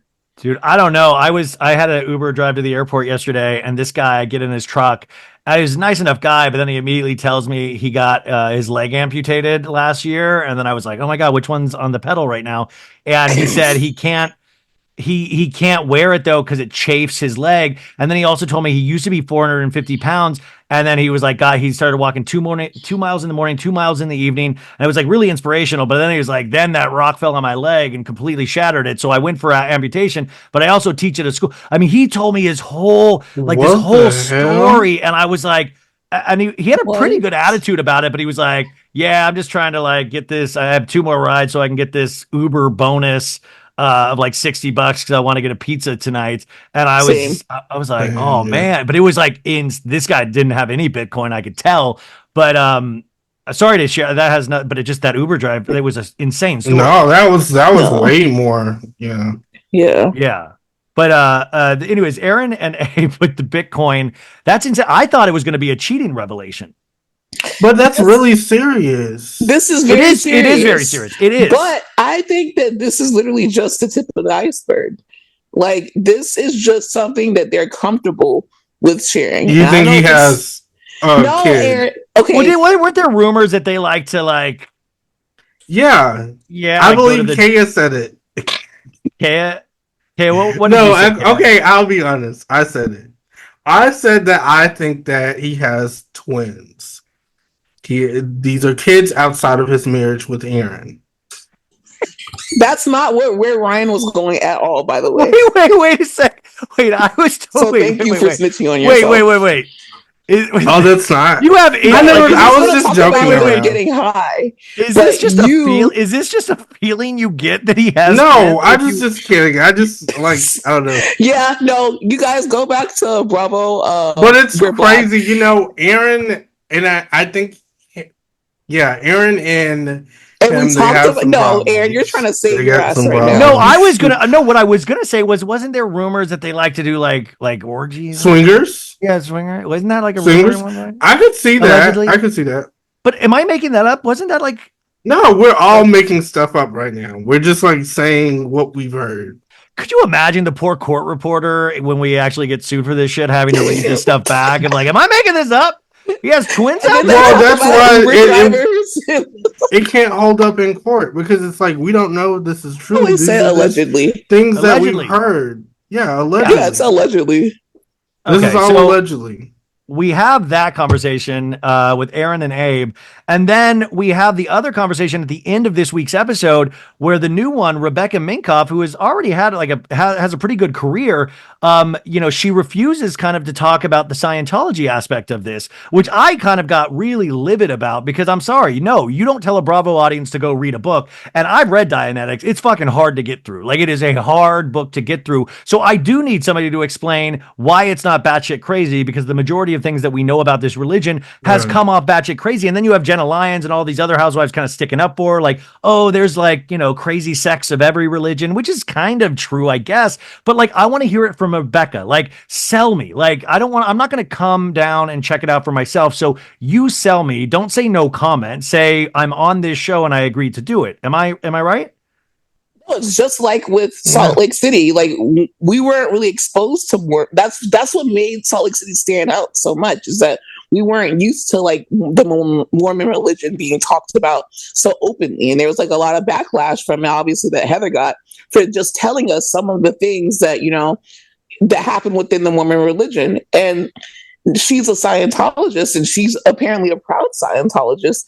We know that you're a designer. We see some of your house, I guess, the dynamics. But the most interesting thing about you is that you are a Scientologist. So we want to know more about that. You have to share more about that. And it's not in a sense of so we can bash you and talk about how weird it is and ask you if you know Tom Cruise. It's more so because that is such a big part of you. Yeah, exactly. That's exactly it. God, but it almost makes me long for the days of God, I would have loved to have seen Ramona Singer in that scene. They're Scientology, what are you doing? I would love to have seen some, because Jessel kind of piped down. Brynn actually in her talking head pushed a little bit more, and I think Brynn clocked in doing her job. Right. But it was just kind of frustrating, and I hope it's only the second episode, so I hope they get past that and we actually do have conversations about it. What do you think about Brynn this season so far? I mean, she's doing a lot. I mean, she's doing, I almost feel bad that I almost wish she was on another cast or a girls trip just to see if somebody at her level of strength, what that would be like. But I feel like she's running away with the game, but I hear certain Bravo fans are she's doing too much. Yeah, there's a huge turn. Yeah, me and Aaron talked about this a few, not somebody else. Because who else is doing anything? It's Aaron doesn't want to talk about her marriage. She wants to talk about, she's slowly getting into it to give her credit. Jenna Lyons is scared of heights. That's the only thing that we know. Jenna Lyons forgets to tell him that she's not going to even be on the helicopter. She's oh, I'm driving my Bentley. Did I forget to tell you? And I love Jenna Lyons, but it's come on, guys. We all agreed to do this show. Do the show. And then apparently she was stank at one of the scenes. So musty as hell. Musty. They said she was a musky. Jenna was stinky? Yeah, you don't remember? Bren smelled, and she was like, "You." On the stink." first episode, Jessel literally moved seats. She was like, "Girl, you are stank as hell." But I'm paraphrasing, but go back and watch the first episode. Yeah, what do you? And then not only that, Jenna kept her arm up. Like, put your arm down. Yeah, put your shit down. I don't. But Jessel is design, coming girl, out of her stank. show. I will give it to Jessel. Well, Jessel's Like, gonna. See, Jessel's tough though because we blew so much smoke up her ass the first season, and you could tell the cast thought she was the weak link, and then the audience was like, "We love you," and so now I kind of want her to step into that power and see what she does with it. Like she's still tripped outside of the helicopter, and she's doing like I want to see her be like, "You can't fucking talk down to me like that. I'm Jessel, motherfucker." You know, like I want to see her go. She getting I can see that she has the potential to be in the center. I feel. Like, you know how Angie K is in the center? I think that Jessel can do something really amazing. Like, I love Angie K, but why is she in the center? Does something happen? Like, why would she not be in the center? No, guys, he's referring to Ryan. the photos that they put like on the title cards. I talk about this on the recap all the time. I don't know if you guys notice this because the promotional materials has Heather Gay in the middle with the diamond. And they made a mistake. And then in the actual show, it has Angie K, but they're using an old photo of Heather pre-weight loss in that, and she's on the end, but Angie K's in the middle. I love Angie K. They're so bitchy. But like, did something happen with Angie K this season that would put her in the middle? Yeah, I mean, I think we're seeing it unravel because I had that same question about like why is she considered snowflake, and then like someone was like, I think it was that Bryce from Entertainment, Bryce Sanders. Yeah, Bryce. He asked her, I think it was him, if. Like, how does she feel about being considered snowflake? And she's like, "Oh, I cried when I found out." So I'm like, okay, I want to see what she does to be considered snowflake. And that's kind of what me and Aaron get to, is that we're seeing slowly her, like, with, even though it's awkward as hell, her standing up and like dropping the chair, her, you know, talking about her brow girl and talking shit right in front of Jared. Don't you do that's Lisa Barlow, and she's like, I love it. I love her antics, and it puts me in such a like weird place because I love Lisa Barlow so much, but I also love Angie K. So now I just edit the pictures and put them together whenever I want to like post one. I don't post one without the other. What do you think about Psy this season on New York? Is it? I don't really care. Do you spell her name SIGH or SAI? SIG. That was a good one. You got me because I had to think about that. Well, with Psy, it's like I think she could be a lot more enjoyable, but right now she's so focused on this healing journey, and I'm like, girl, like, I just don't really be a bad person. Just be a bad person, or just do it without talking about it.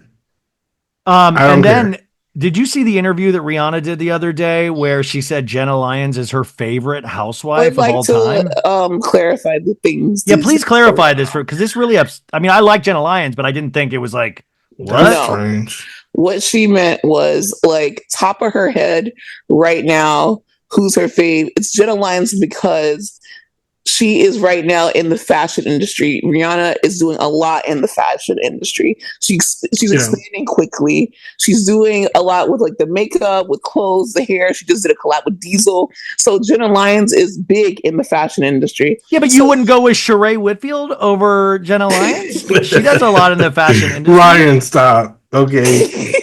Well, I mean, or like Brooks Marks. Like, I mean, that's not the only person you could choose. So being also realistic. You could bring Angie K to the map because Angie K, she does not have a line, Aaron. Yeah, she doesn't have a line, but her hair is bone pressed, and she puts on that choker, and her makeup is really good, and she wears all black in so many different ways. Oh my God, is Angie K paying you? No, I just really like Angie K. I've always believed in Angie K. He has. Ever since Angie K's grown up. Ever since she was on that rooftop and she was like, Heather, I've never seen this side of you. Like, ever since then, I was like, I love this woman. And that was the night that not Angie, but Heather got her eye blackened. That same night. That she's still lying about. What do you think about the news that we got this past week that Jen Shaw is going to be released from prison? Like now she's gotten like 3 reductions on her sentences already. So she's going to be out at the, like, what is it? Like the beginning of 2027 now? Like, what do you think? I mean, it seems like, and she's in All here with I'll Elizabeth say Holmes. is good TV is good TV. Aaron, I'm going to go against you on this. I don't want Jen Shaw back on the show. I think it would be bad for Jen Shaw. I think but put her on Love After Lockup. Put her on like another show. I don't want her on Housewives. I think what they should do actually is put Monica and Jen back on. Oh, could you imagine? Dude, Lisa's head exploded. Lisa stood up for Jen Shaw in an interview. Lisa said Monica was worse than Jen Shaw in an interview recently. I think a lot of people are scared to like say that they want to see that, but I'm not necessarily scared to see it because I believe that you could still hold somebody accountable for what they did while watching them on TV. That's why they do documentaries after the show, and that's why they get on other spin-offs after the show on other networks. It's like the only difference is that she would be coming back to the same show that she left, and it would actually hold her more accountable because I think all the ladies would have to be like, girl, you know you fucked up. And you know you're wrong, and we really don't even want your ass here, and you're here. I think that would be interesting to see. Yeah, but I mean, I would agree to it if they brought back Monica as well. Then I'd be like, then it's fair. Yeah, for some reason, I think they should. Like they should bring back everybody. Like Monica should be brought back. She, you know. Well, I've taken so much of your time, but what is your favorite show on Bravo right now that you get the most enjoyment from, and what is your least favorite show on Bravo that you guys watch for your podcast? Which, by the way, once again, you guys, Bravo, we're black. Like I said at the beginning, and I'm going to put in the show notes, go subscribe, go rate it 5 stars. Just because you know these guys already doesn't mean they don't need your support. Doesn't mean that you can just like listen to their episodes without giving them a 5-star review. It really does help. No matter how famous you think they are, you gotta go support. So that is truly, and also they have a Patreon as well for added content. But what is your favorite and least favorite right now? Do I have to do least favorite? Because that's so shady. The least favorite is going to be New York. You're like an angel now. You least favorite is New York, and the highest one is Salt Lake City right now. Yeah. That's just what it is. Yeah. Potomac is definitely close. Close to the favorite or close to the bottom? Close to the favorite, I'd say. Close to the favorite. And I want you guys, that's what about OC? I want here to say. Oh, I don't want to talk is about consistent. that because I feel like consistent. OC might be a little bit. It's consistent. But what I came on here to say, Ryan, really is, please, like we finally got our momentum going with Potomac. And I understand that they had the last 2 seasons were a little bit shaky. I understand we lost base, but I feel like we have potential with this season. And I want you guys to give Potomac a chance because you guys are telling us basically that you're kind of like backing up on Potomac and it's not good anymore and blah, blah, blah. I'm telling you, with these new girls and also this new dynamic with Gizelle without Robin and Karen's DUI, we have a good season ahead of us. And Ryan, thank you so much for having us on the show, letting us talk about this show. I told you guys anytime. So I said I would have you on anytime. I'm shocked it took this long because I was like, anytime you want to come on. And even when you were doing your hospital visit, I came on like I consider this family. I consider you guys part of this whole experience. How it's completely ruined my life over the last 5 years. I credit you guys as a part of that. Ruin your life? The most famous person on Jeff Lewis Live right now. Oh my God, wait, I'll tell you shenanigans. God, get this. I don't think I said it on the pod. I think I said it beforehand, but those listening, I'm going to be on Jeff Lewis next Tuesday, and the guest is going to be me and Lala Kent. Jeff Lewis. With you, boy. What is Jeff Lewis going to ask Lala Kent? You're like I'm feeling you. Like I'm feeling you. What if I do that with Lala Kent? I was like, ain't nobody like a feeling. Like please feeling you. Tell her, although she's gonna love that. We dragged her by her blonde little locks. When is Jeff Lewis going to tell Jeff Lewis to get Angie K? I hope he does. Well, he came really hard against Monica but he always he's friends with Crystal now. He had dragged her on Beverly Hills. They're good buddies now. He's he really and that was the Shannon of it all. They're actually good buddies. They're friends. So that's why he was having her on in that. I'm not standing up for him, but that's why he had her on to tell her side of the story because he hung out with John Janssen and them. They used to boat ride together. Didn't he also say that he didn't want to, he was going to go on OC, but he didn't want to be a part of it because it's so litigious? I understood that. Well, and also he says, like, he said also there are certain points that Tamara makes. Like, he's like, I don't hate Tamara. There's a lot of relationship that we don't see that doesn't make it on camera. But he's like, Shannon's a different type of person. She's just wired differently than Tamara and wired differently than other women. And we all have to make space for those kind of, that we're all not the same. And I think that's why we support Shannon, because we see a specific type of person that's not trying to, I don't think there's evil in Shannon. I think she might like yell at people or snap, but I don't think there is malicious intent as sometimes I feel with Tamara. Yeah, they're two different people, and I also feel like, no offense, but like Shannon is just a bit weaker, and that's not in a negative way. It's just like that's how she's wired. Just putting it plainly, Shannon is a bit weaker, and not in a negative way, because no one wants, being strong is not like saying the worst thing that someone's ever did and just like constantly pounding them like Tamara does. Like, that's not strong, but I'm just saying, like, she can't take some of the things that are being thrown at her because it's so much happening at one time. And by the way, Tamara knows how to speak for herself. Like you said, she'll exhaust you with an argument. Shannon doesn't know how to argue. She like starts ripping off her mic packs, like, oh, it's not my fucking plate. He just needs a drink. Oh, Aaron, how dare a drink of Diet I think Coke. Okay, that's what I meant though, like a seltzer in a Coke. You liar. Like, sometimes you have to quench your throat. After I get into it with someone, I definitely need a drink. A McDonald's Sprite specifically. Guys, any producers listening, I'm telling you, put these guys on a reality show themselves. They are ready to go. They are locked and loaded and ready to go. Then really quickly, you guys have gone on record as saying Halle Berry's Catwoman is a great movie, which I mean, that really... is something that worries me about you both. Did you see the comments? Don't humiliate did you see me. that? No, did you see Halle Berry did an interview recently that she said she would be up for a Catwoman sequel? Yeah, and I love that. She said that? Yeah, Halle Berry always says stuff like this because she doesn't give a shit. She always says crazy shit. She even said that she would do Storm again, and I was like, yeah, that's funny, girl. Don't do From the that. X-Men. But yeah, she's like, as long as I'm getting paid, I'll do it. I know that's right.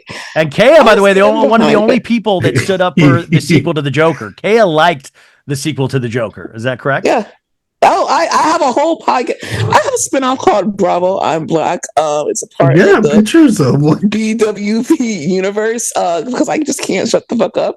I did a whole episode on why Folie à Deux was actually excellent, and I think you guys should definitely check that out. And I really appreciate you for having us on here, but also for being on BWB and being so fucking funny when I was absent that time. Like, it really made me smile. So I'm just glad they were on here. Shout out to Sandra for coordinating Sandra this, and shout out to Maritza. No, this went so long, you guys, because I just like talking to you guys so much. Let's not make it so long next time. You guys, Bravo, We're Black, all the things, Patreon. They got great merchandise as well. You want to go follow them on Instagram, throw your support behind them. I think they are completely worth it. And they cover different shows than we do here. They also cover like things like Joker and Agatha All Along and The Penguin, which I still have to catch up on. And I loved the first episode so much. So go check out their show. It doesn't just have to be interest in Bravo. It's interest in pop culture in general. Anything else coming up for you guys that we need to know about?